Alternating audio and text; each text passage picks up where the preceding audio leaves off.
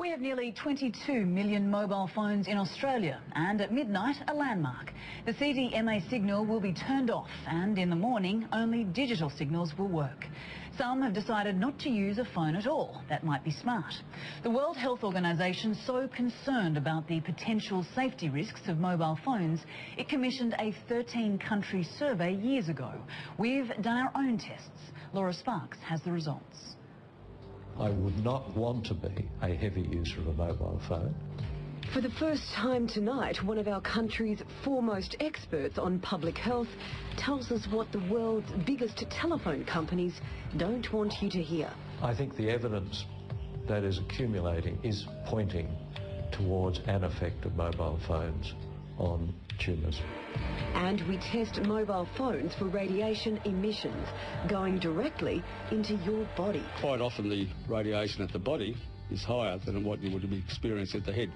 The results worrying even the government experts. I think it's concerning that under any circumstances testing would show that a phone does not meet the standard. Professor Bruce Armstrong is Sydney University's Professor of Public Health. He's devoted more than 10 years of his life researching the link between mobile phones and brain tumours. He's always sat on the fence. That's until now. I think people might be shocked to hear that the evidence does seem to be coming more strongly in support of harmful effects. So what sort of harm are you talking about? Well, by harmful I mean production of brain tumours, acoustic nerve tumours, possibly parotid gland tumours, because some of those tumours are certainly fatal. So why are we only starting to hear about this now? Mobile phones have been here for 20 years. Today we're at saturation point. There's 20 million mobile phones here. That's enough for every Australian to own one. But as time passes, scientists are able to look at the longer-term side effects. We're now starting to hear about 10-year studies, and the results are worrying. What was found there was evidence of a twofold increase in risk of tumours. Professor Armstrong is so revered that he's been chosen to head the Australian arm of the World Health Organization's 13-country mobile phone study, the biggest one yet ever undertaken. Yet the Australian Mobile Telecommunications Association choose not to listen. Their CEO, Chris Althouse. I can tell you that the overwhelming body of research internationally says quite the opposite. We've been encouraged to use a hands-free kit with our mobile phones for years to ward off potentially dangerous radiation. Now, with the advent of the Bluetooth, it's commonplace for phones to stay firmly in our pockets, far away from the brain, but close to other important organs. So how safe is this to have a phone transmitting from your chest or trouser pocket? It's not always made clear that when you use a phone in your pocket, for example, that the radiation levels are much higher than they ought to be. Chris Zombolas is the director of EMC Technology, the only independent lab in Australia that measures the safety of electromagnetic radiation coming out of mobile phones. He claims most phones pass our regulations when transmitting against our head, but questions the safety of them when emitting in your pocket. The antenna is usually at the back of the phone, so when it's used at the head, most of the energy is transmitted away from the phone towards the base station. However, if it's used in the pocket, say with a Bluetooth hands-free adapter, the antenna ends up closest to the body and most of the energy is absorbed by the body rather than going to the mobile phone tower.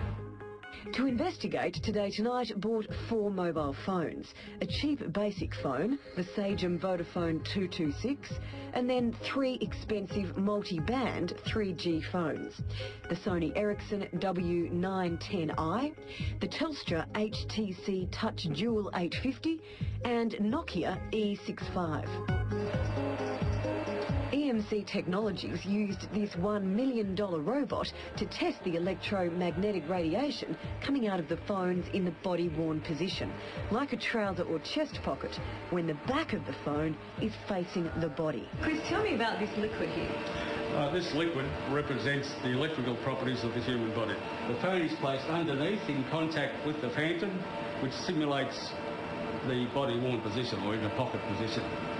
The radiation comes up and it's measured with this probe. The results were astonishing.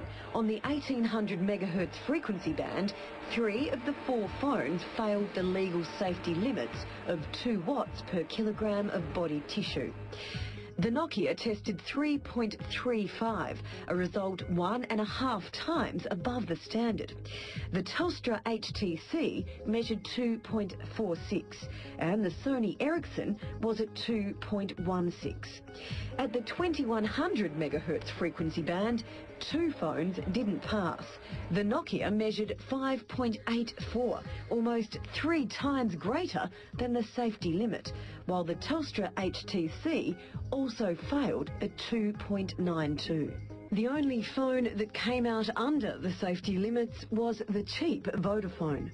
These safety standards have been set by world experts, and in the wrong. When you use a phone in a pocket, the safety limit will be often exceeded. Our results wouldn't surprise Chris Newman. 7 years ago, he sued mobile manufacturer Motorola, convinced his brain tumour was caused by his mobile phone. A neurologist himself, Dr. Newman eventually lost the case due to lack of evidence. He has since died of the cancer. If I had a choice, I would have never used a cell phone. Just because with even the potential risk, it's just not worth it.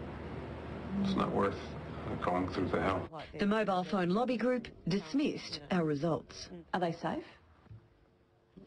I don't know about those particular phones. There are standards in place. They have a 50-fold safety margin. So you're saying that we could have radiation 50 times greater than our safety limit and we as consumers would still be safe? I'm saying that the standards that are set are conservative by a factor of 50. So we could have 50 times more the radiation? The way the standards are written... It seemed Mr. Althouse was avoiding the question. But can you answer that question? You're still not answering it. 4 times we asked, 4 times we didn't get an answer.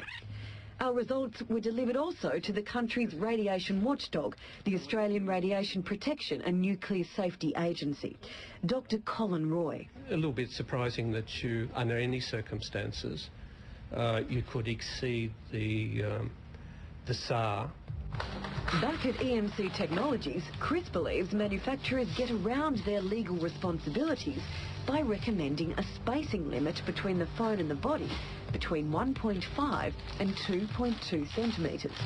But the guideline is buried in the hundreds of pages of each phone manual. It would be fairly hard to achieve that spacing unless you took specific precautions in terms of putting something in your pocket that it would hold it away from the body.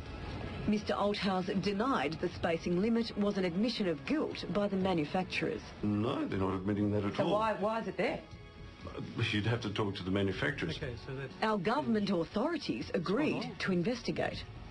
So what should we do? Well, it depends on who you listen to.